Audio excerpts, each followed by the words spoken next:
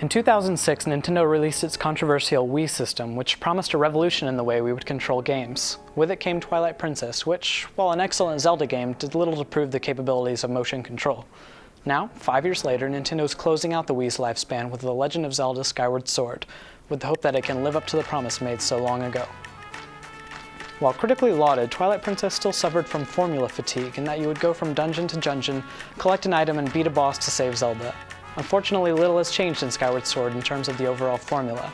However, the dungeons that are there are really challenging, and the bosses are quite clever. There are a few new items, but most of them are recycled from previous games, and yet there's a peculiar dearth of boomerang. The story has received some very interesting tweaks this time around. Zelda is not necessarily kidnapped, and Ganon is not necessarily the bad guy. There are even some very interesting revelations about the Zelda timeline as a whole towards the end. Though Link still does not speak, there's a great cast of well-written characters to support the tale. The Wii is not known for its technical prowess, so it's nice to see Nintendo make good use of the system's capabilities by pushing art style over polygons. Zelda's distinctive art is quite beautiful and colorful, but the character designs have a very love it or hate it feel. I personally wish they had gone full-blown Wind Waker rather than this compromising middle ground that they decided on. The animation and visual effects are quite good, however, and the fully orchestrated music is fantastic. The weakest point of the presentation is easily the storytelling. Every character speaks in an overwhelming amount of text bubbles with minimal matching animation. It can really take the impact away from the dramatic moments when you have to look away to read paragraph after paragraph of dialogue. Nintendo, it's time to leave that stuff in the past. As I said, dungeons are really fun. The overworld is fun to fly around, and even some of the lead-ups to dungeons are really fun as well. However, Nintendo once again cannot figure out who is actually playing their games. A moderate level of physical dexterity is required to complete this game, but the first several hours have you completing the most mundane tasks while the game holds your hand the entire way.